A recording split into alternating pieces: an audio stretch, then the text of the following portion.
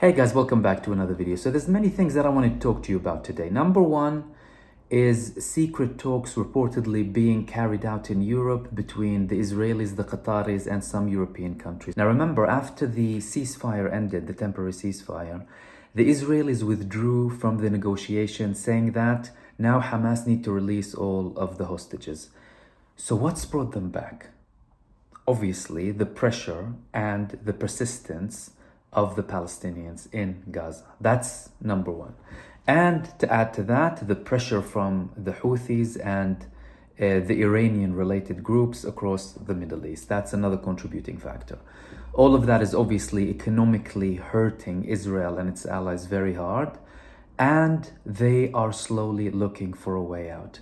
Another reason is they're not achieving any of their military objectives. As a matter of fact, Amos Harel, who's a military analyst, published an article in Haaretz saying that Israel will not achieve its military objectives. It's time for the leadership in Israel to tell the people, the public, that we are unable to achieve our objectives from this war. There is continued resistance on a daily basis. The Palestinians release images of our dead soldiers regularly. We are unable to achieve the objectives of eliminating Hamas, building the settlements, bringing back the hostages or prisoners of war without any negotiations. It's simply not possible, and it's time for the leadership in Israel to do that. Also, in addition to what Harel is saying, which is obviously annoying some people, although the Israelis are changing their objectives regularly, like we previously spoke about Yoav Gallant and how he changed his objective from eliminating the Hamas and then going back to we want to hurt their military and command capabilities, while Netanyahu is still clinging on to the we want to eliminate Hamas narrative. And by the way, there's a reason that Netanyahu is saying that. It's because he's interested in prolonging the war. Because he knows when the war ends, he ends as well. So when it comes to people on the ground and people who are more concerned about the actual future of Israel, you see them being realistic. Like one of them is Yair Golan, for example, who was a deputy chief in the IDF and who is very firm in his opposition to Netanyahu. In fact, he led many of the protests that took place in the last 1 year against the Israeli government and the judicial reform. The guy, although he participated in the war, he said from the beginning, we need to hurt Hamas's capabilities really hard. He didn't say eliminate them because he was probably more aware of the situation on the ground, and he wasn't interested in selling people lies and being in power because he wasn't in power. Now he's saying it's not possible to defeat them, but we just want to achieve the main aims of the war. And also Haaretz published an article for him a few days ago, and get the hostages back. That's the main thing. So on one hand, you have the Israeli leadership saying that we want to continue the war up until we eliminate them, like Netanyahu. Gallant, who's in the war cabinet, is saying we want to hurt their military capabilities. We don't want to eliminate them now. On the other hand, they're begging the Qataris and the Egyptians again to mediate and try and reach a settlement between them and the Palestinians. In addition to all of this, you have Biden. So what did Biden do? Biden, in one of his campaign rallies, he said that Israel is losing its popularity around the world because of its targeting of civilians. Okay, so why is Biden saying that now? Remember, it's in a rally. The guy wants to get reelected next year, and he thinks people can forget all of the support and now tell him, oh yeah, fine, you're criticizing Israel, fine. People need to be aware of that. And everyone who wasn't vocal against this genocide must be punished in the next elections. There's no doubt about it. He's trying to run away from that, from the atrocities of his support to this genocide, by now saying Israel's starting to lose its support because they are not careful enough when it comes to targeting civilians. Were they ever careful enough with targeting the civilians? Were they careful from day one? Where were you when they were dropping the bombs that you gave them happily and you provided complete support for them from the beginning? Why is the change of tone all of a sudden? Clearly, because he's worried. He knows that he's losing in the polls, and many people are looking at the Gaza war as a contributing factor, if not the main factor, for the people who they're going to vote for in the next elections, whether it's in America or in other countries. And Biden knows that very well. He doesn't want to risk losing main hubs of support because of his stance with Israel. And clearly, they are at odds when it comes to the length of the war, because Netanyahu yesterday, he admitted that there are differences between them and the Biden administration when it comes to when will the war end. And he said that we don't have to see eye to eye with the Americans, although we appreciate their support and they're supporting us. We don't have to be on the same level when it comes to the war, and we can make our own decisions. So he's clearly thinking of prolonging it. While Israel is looking to extend it, America is trying to cut it short, which is proving the reports that we've had from a couple of weeks ago that they gave them a deadline, and that deadline is coming. Similar to what we saw before the temporary ceasefire. Everything was heads on up until the last minute. Don't forget that. It was looking like it was not going to end, right? And I'm not saying that it will end completely. It's a very complicated situation what's happening in Gaza. The level of involvement, the embarrassment of the army, and the whole situation in Israel. I mean, people are reluctant about staying in the country. Some people are saying the idea of Israel as a state is finished now. In addition to all of this, what's happening is clearly there are talks about a diplomatic solution, an all-out long-term solution. Why? We can read that from the statements that Netanyahu himself stated. What did he say? He said that there was a Foreign Affairs and Security Committee meeting in Israel. And after it, he said, we will not repeat the mistake of Oslo.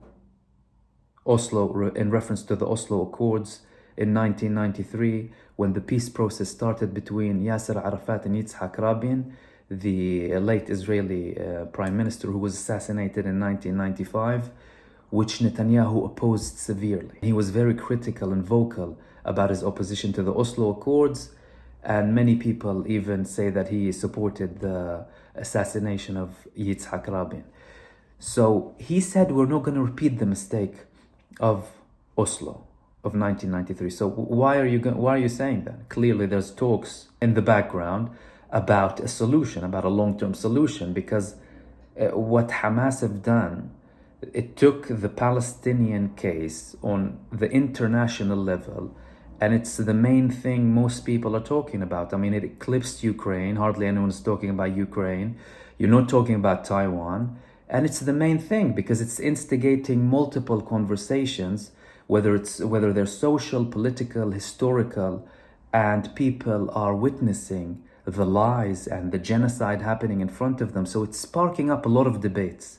There's a lot of interest in this case. To add to the fact that he said we're not gonna make the same mistake we did in Oslo, he also said we're not gonna allow for there to be a Hamas-Stan, which is the reference to what they used to call Gaza when Hamas took power, right? Hamas-Stan. And we won't have a Fatah-Stan. A Fatah-Stan, which is the Fatah movement led by the Palestinian president Mahmoud Abbas. And he is in clear, obviously, opposition to both Fatah and anything Palestinian. As a matter of fact, if you hear the guy, he doesn't admit that the Palestinians exist. To him, we are a mix of multiple nationalities, and we weren't really authentically there from the beginning, despite the fact that the guy himself came from Eastern Europe, his father and grandfather, and their surname was Milekovsky, and they changed it to Netanyahu to appear more Jewish and suit the whole Jewish narrative, despite the fact that he's an atheist. He is in complete opposition to any deal with the Palestinians because he's been in power for the last about 14 years, Benjamin Netanyahu. He is the prime minister who served the most time in Israel in history. So him making these statements suggests that there are lots of talks in the background behind the curtains about a potential long-term solution. And that is also instigating tensions, not just the calls for a solution, but the general vibe, especially in the West Bank, is very, very tense. Now, people forget that Israel killed almost 300 people since the 7th of October in the West Bank. And before the 7th of October, they forget that hundreds of people are killed on a regular basis in the West Bank, whether directly from the Israeli forces or from the violent extreme settlers, with protection from the Israeli forces. And sometimes they're together, the Israeli forces and the settlers, shooting and abusing Palestinians. People forget that. But a couple of days ago, an armed security officer from the Palestinian Authority participated in shooting at Israelis, and he was killed. And he had an official funeral. He had like an official funeral that was attended by members of the Palestinian Authority, and Israel criticized it heavily. How dare they? He was shooting at us, etc. And what Netanyahu said, which is very interesting, he said if they declare that they are fighting against us, then we will have no option but to go to war with them. If they declare. So that means they don't have it declared, but some of them do participate in acts against Israel, clearly from the official Palestinian forces, right?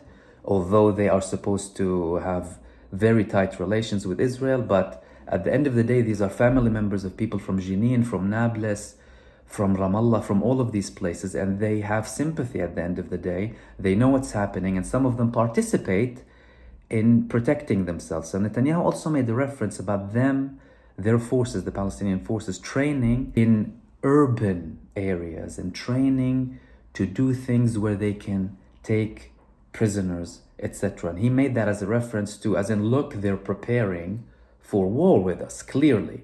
And at the end of the day, we might have to admit that if it looks like a tiger, then it most likely is a tiger and not the cat that we thought it was. This is what Netanyahu said. So simultaneously, where there are talks about a potential diplomatic solution that will be long-term for Gaza and the West Bank and in general, he's increasing the tone about them in the West Bank. It's as if he wants to extend it even further. Netanyahu and his cabinet and his extreme right-wing settlers in the government seems like they want to deepen the problem. And it's all, by the way, concurrent with their ideology and belief. They want a one state, right? But not the one state that I'm promoting. Not a one state of harmony, of equality, of acceptance, of love, of understanding, of re-education between all people. A one state of supremacy. So they want to extend the ethnocracy that Israel has to the West Bank and Gaza. And he might actually lead it to a level where it's inevitable for it to break out completely in the West Bank. Because I don't know if some of you recall this, Jordan, they basically set up a field hospital in the West Bank just over a month ago. And many people had suspicions from back then that Jordan was preparing for something big to happen in the West Bank. And when there were talks about them deporting the Palestinians from Gaza to Egypt, and when they offered Egypt to get rid of their international loans and give them 20 billion, Sisi, the Egyptian president, he said, if they come to here, they will also follow the Palestinians in the West Bank, which is true because Jordanians also said that we won't accept anyone being expelled from the West Bank. And if anyone gets expelled from the West Bank or Gaza, this means a declaration of war.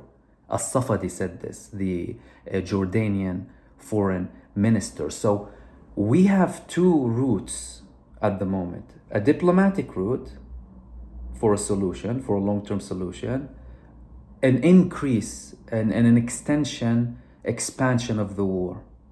Simultaneously, together. The next few days and the developments will show how serious each side, each road is, each path, so we can gain an understanding if there is a potential prospect of a ceasefire, a permanent or a temporary one, or if we're just actually going to see a massive inevitable increase that will hurry up the reshape of the politics and geopolitics in the Middle East and in the whole world. See you soon in the next video. Take care.